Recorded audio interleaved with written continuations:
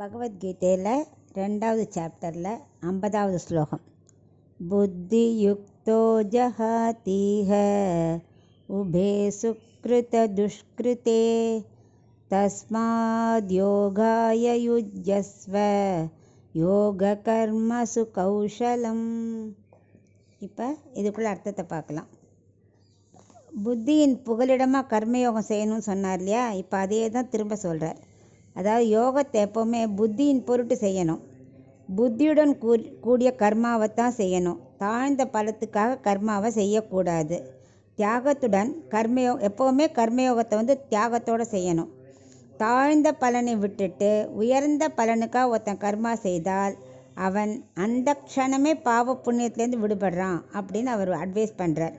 அதனால் நீ கர்மாவை விடாது செய்யணும். அது பகவானோட பிரீத்திக்காக செய்யணும். மனதில் பிரீத்தி அப்ரீத்தி இல்லாமல் கர்மாவை பகவானுக்காகவே அப்படின்னு நினச்சின்னு செய்யணும். உன்னோட கடமை என்னது? தர்ம யுத்தம் பண்ணுறது. அந்த கடமை நீ செய்.